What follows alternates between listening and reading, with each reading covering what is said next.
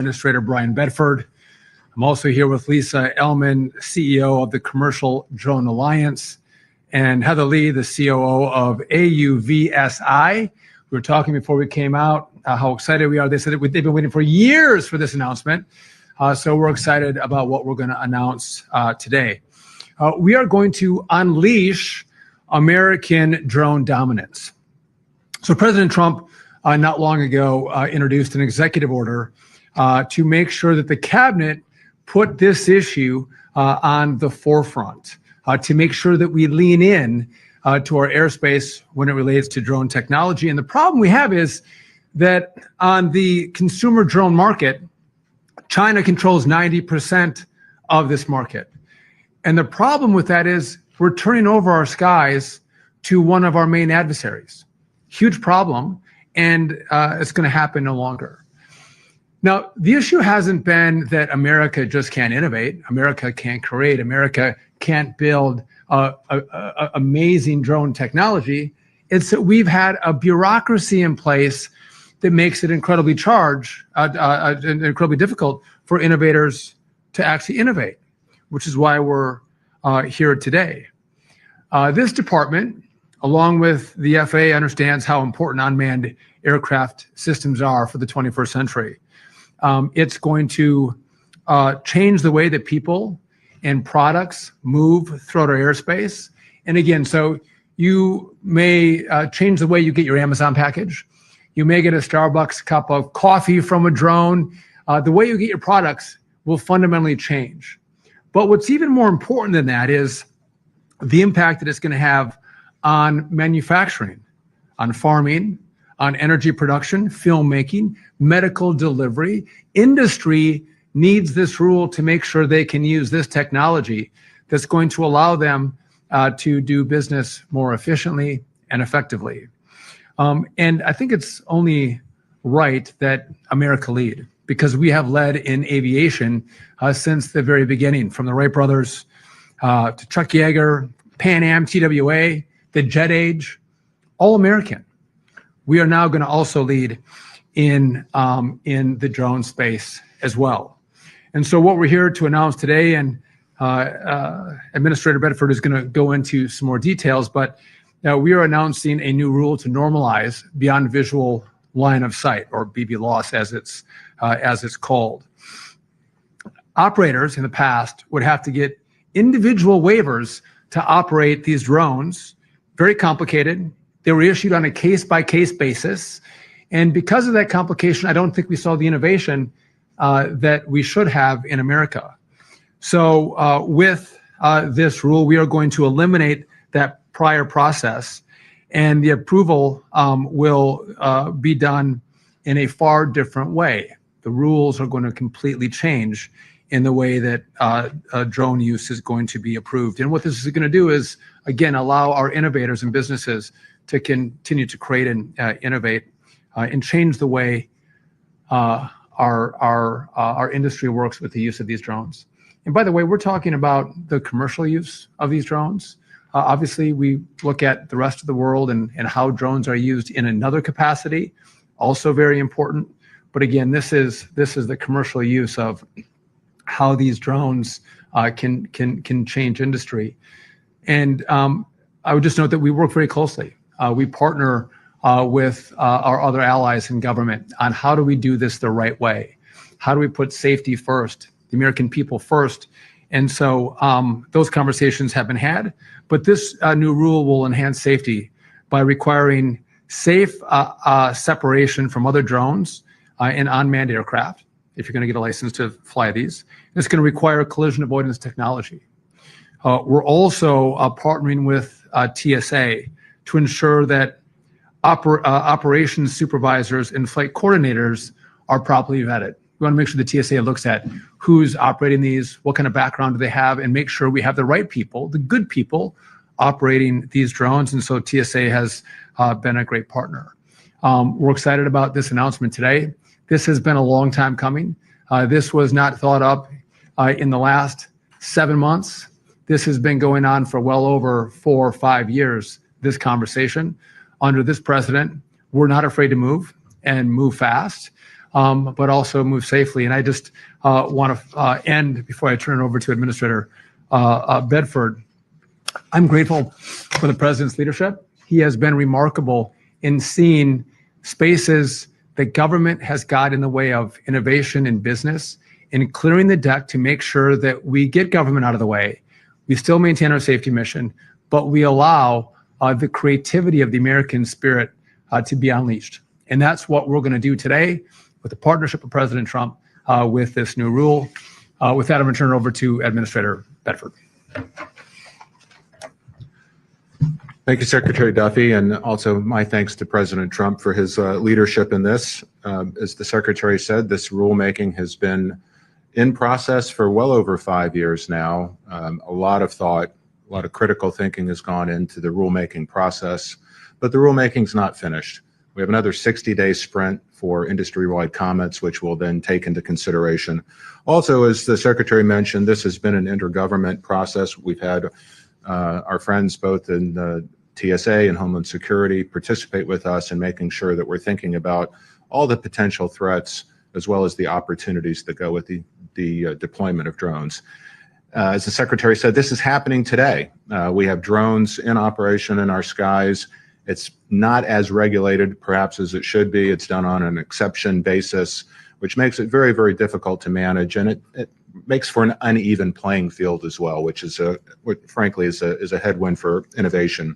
So finalizing these rules, when the President 2 months ago issued an executive order to bring this to the front of our thinking at FAA, the team at FAA reacted, I think, very professionally, and putting in a lot of late effort to bring this to the rule that we have today. So again, my thanks to the team at FAA for all of their hard work.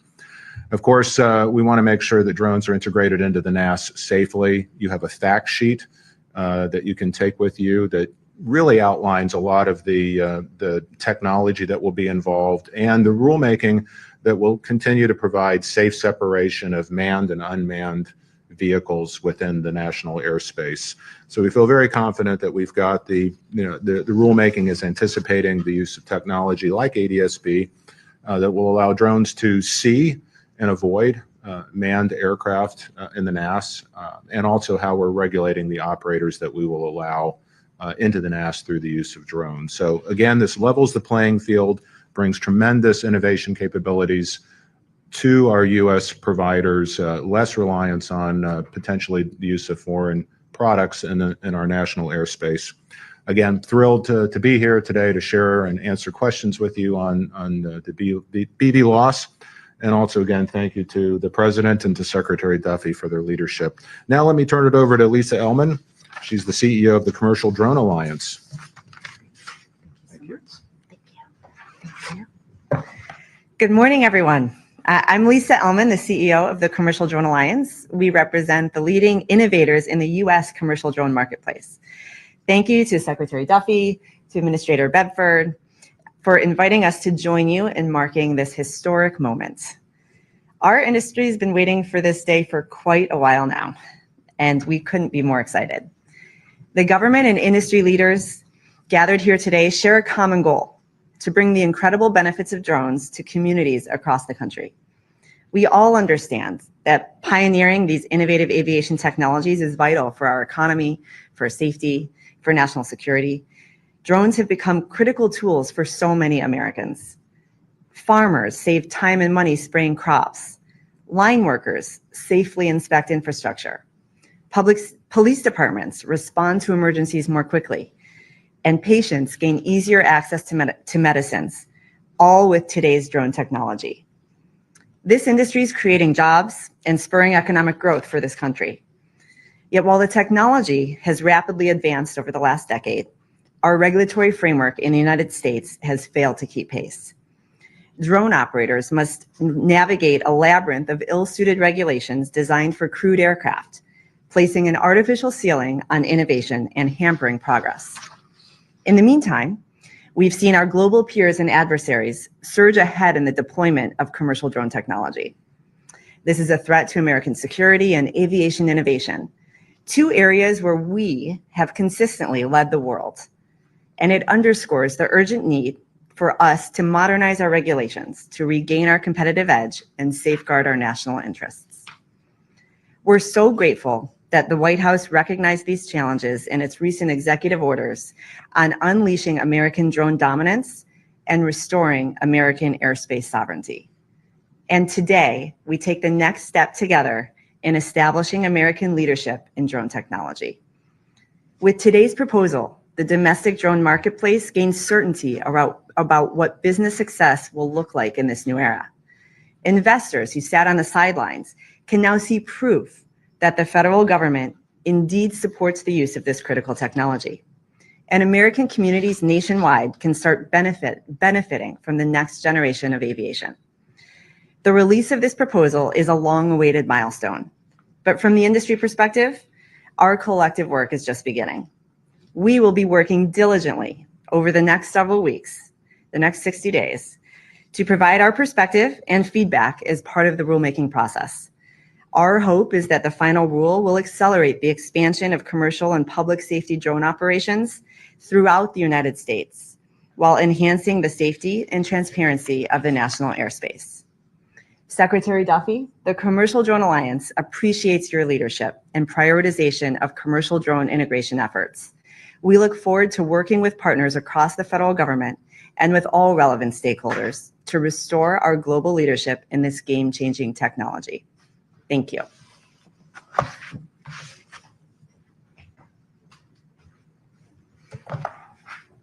Good morning. Thank you to the Department of Transportation, FAA, TSA, and the White House for your leadership in delivering today's long-awaited draft rule and the broader effort to unleash American drone dominance. My name is Heather Lee, and on behalf of AUVSI, I want to commend Secretary Sean Duffy, FAA Administrator Brian Bedford, FAA Deputy Administrator Chris Rocheleau, and Acting TSA Administrator Ha McNeil for their decisive work to advance this process. Their focused leadership and grit has been essential in moving this rule forward. Our President and CEO, President Michael Robbins, regrettably couldn't be here today as he is currently serving our nation on Navy Reserve duty, but he joins me in applauding this major step forward for our industry and for American global leadership.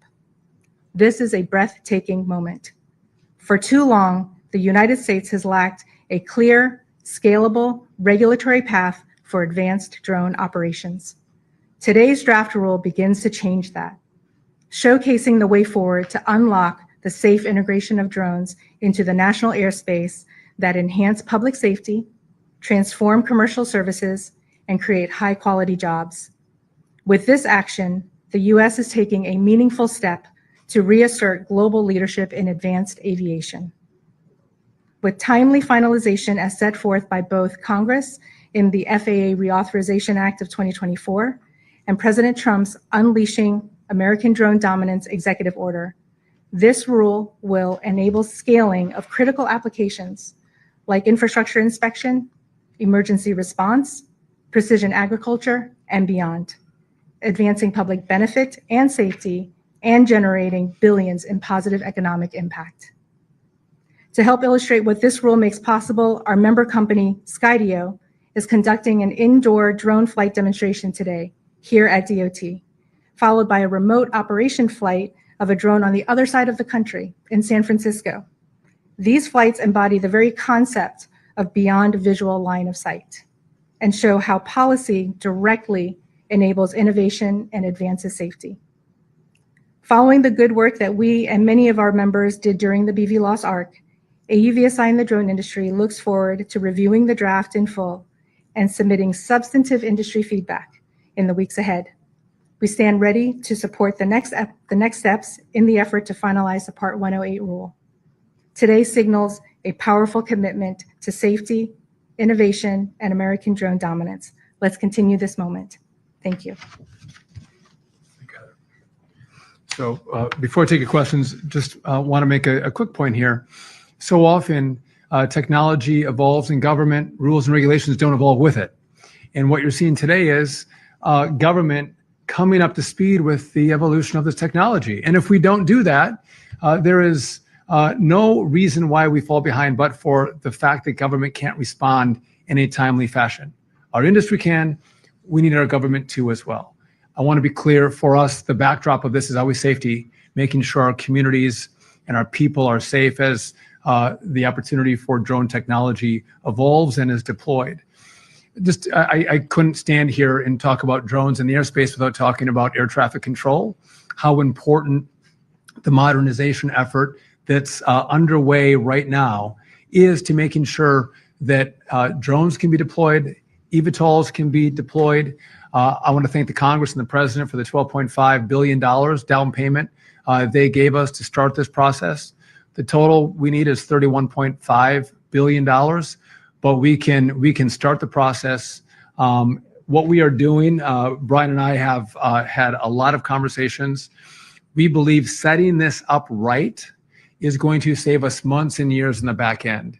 And so we are going through that process now, thinking through how we deploy, how we contract, how we engage with the private sector to make sure this is done at the speed of President Trump, the speed of the private sector, and do it with the safety and the reputation of safety from the FAA. And so that is coming along very well. But again, all of this works together. It all flows together, making sure these are deployed safely also relies on us re-envisioning all the other uses we're going to have in the NAS. So with that, we're happy to take any questions you may have for us. Yeah. Sam Politico. Thanks for doing this. It mentions in the fact sheet certain aircraft weigh up to 1,320 pounds. What's the certain aircraft part of this? Is that all drones or?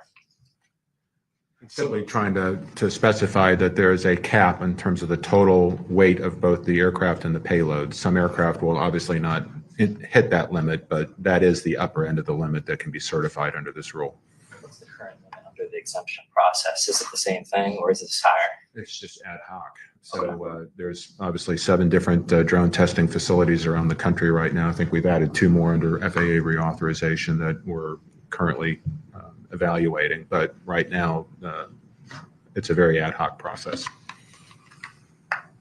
Hi, Allie Roosevelt from Bloomberg. Also in the fact sheet, you talk about the drones being able to meet certain industry consensus standards rather than having to go through sort of the normal certification process. Are those standards, have they been set yet, or how soon? If not, how soon do you think they would? So the standards are expressed in the rule itself, so that'll be transparent soon.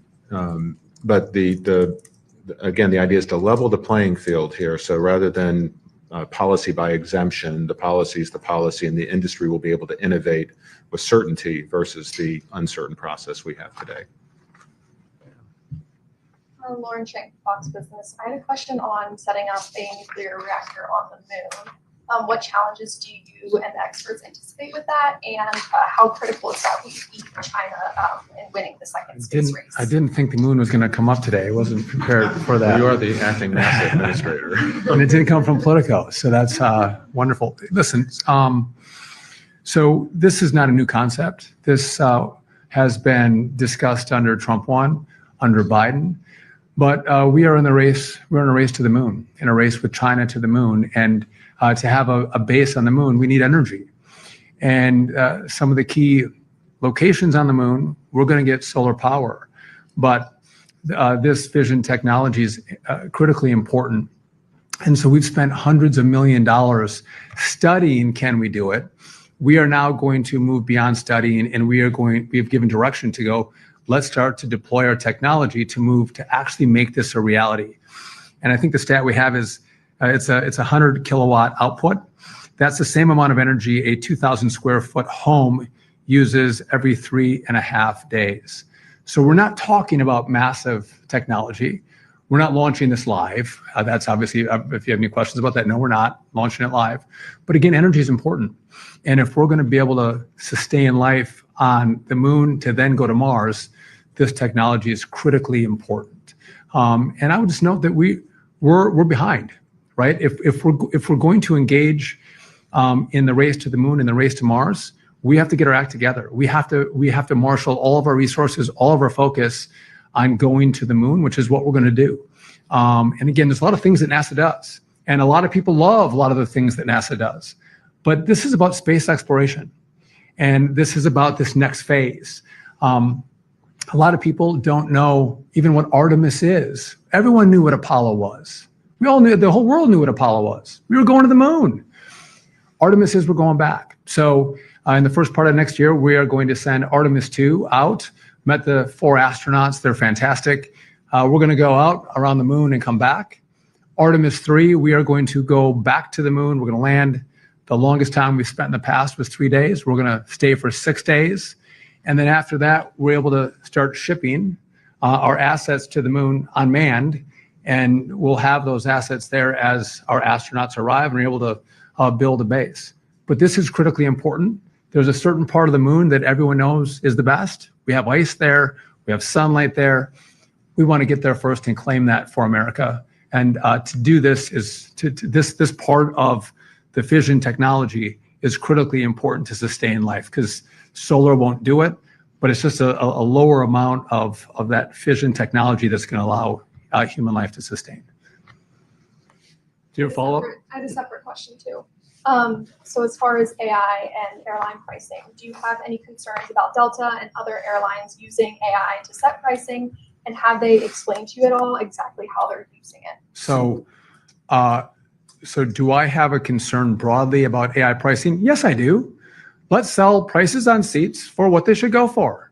But to try to individualize pricing on seats based on how much you make or don't make or who you are, I can guarantee you that we will investigate if anyone does that.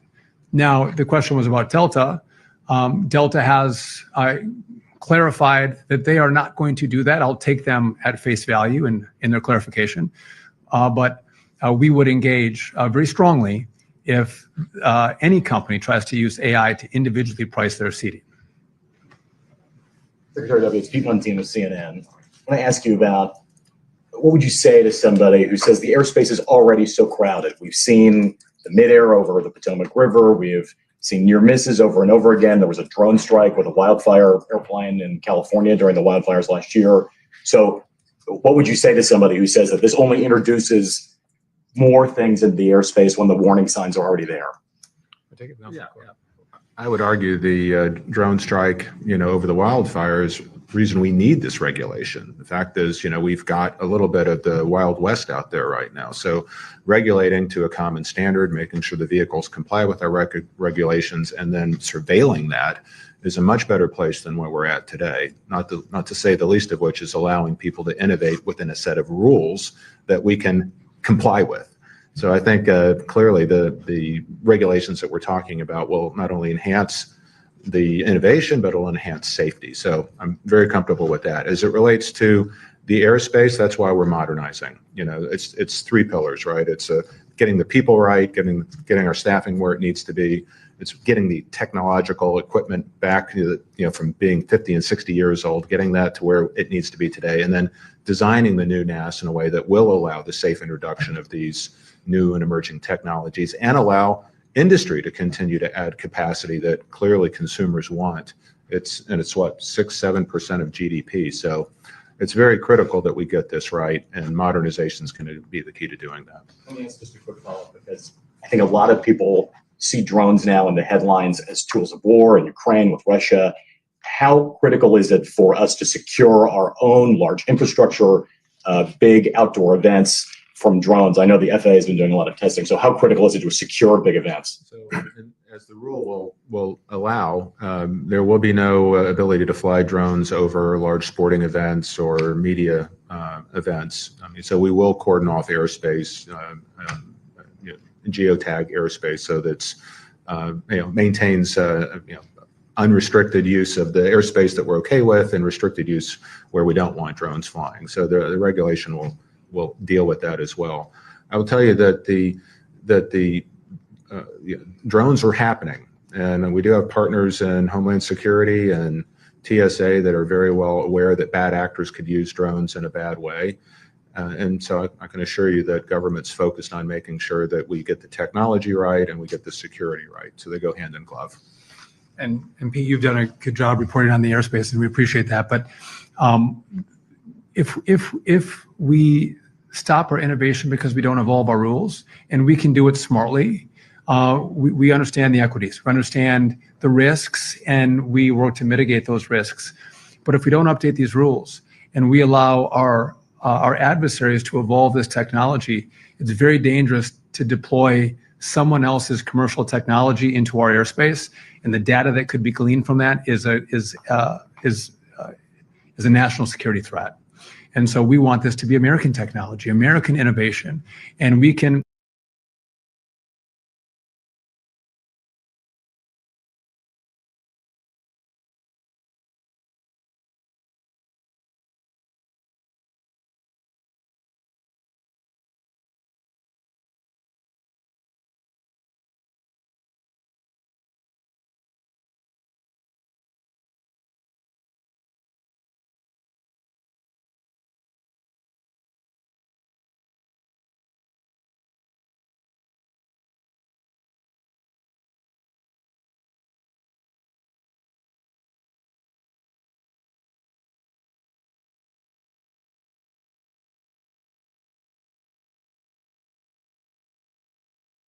I think communities have to have a say in do they want drone use in their communities. You'll find that the technology around the noise, which usually is an irritant for people, is remarkable how quiet they're. You don't even know they're there unless you look up. So I think with the evolution of the technology and the noise that comes from a drone, you're going to see a lot of communities that want this technology in their neighborhoods. We also, if you take, some Amazon trucks off the road, DoorDash delivery drivers off the road, that frees up our roadways. We see less congestion. There's a lot of benefits that come, less fuel burn. A lot of really good things can happen with this technology using the airspace in a different way. Yeah, I'll do one more. Thank you, and then we'll wrap up. Hi, Sarah Bloss with CBS News. I just wanted to ask really quickly about some of the issues and questions there have been about plane evacuations recently, and I'm wondering if you guys have any concerns with what you've seen. We saw people taking bags down a slide and things like that. Do we still think that the 90-second evac standard is realistic, and what concerns might you guys have about that? Well, first, we're very happy that there were no injuries or any adverse outcomes for the break fire with the American Airlines aircraft. So I will say we were all disappointed that many of the passengers on board did not respond to the flight attendant's request to evacuate timely. Grabbing bags, it's just wrong. We need to, whether the flight attendants are telling you to keep your seatbelts buckled to avoid turbulence injuries, or whether they're asking you, in these very, very rare occurrences that we have a situation like we saw in Denver, we need to listen to them. They are there for our safety. They're there for all passengers on board safety. We can't have somebody at the front of the line grabbing their overhead bags and keeping people in the back of the airplane from being able to safely evacuate. So we will be doing some education to make sure that it's clear that passengers on board not only have a obligation, but it's the right thing to do for everybody on board is to listen to the flight attendants and obey their instructions. Just if I'll double down on that. Again, everyone got off safely here, but I know Brian was incredibly disturbed, as was I. People grabbing their bags in a different situation, in a different environment. Grabbing your bag could cost someone their life, and so again, your belongings in your carry-on bag aren't worth it. Leave it, get off the plane, and make sure everyone behind you can get off as well. Critically important. But also on the seatbelt front, again, maybe I'm a nerd. I don't think so. But as I get up to go to the bathroom, I keep my seatbelt buckle when I fly, because you never know what's going to happen. And by the way, they're comfortable. I don't even know what happened on. I think we just have to double down on safety rules on our aircraft and make sure people pay attention. And again, you never know what could come. And again, you're responsible for your safety. Those flying with you, whether they're kids, but also everyone who might line up behind you.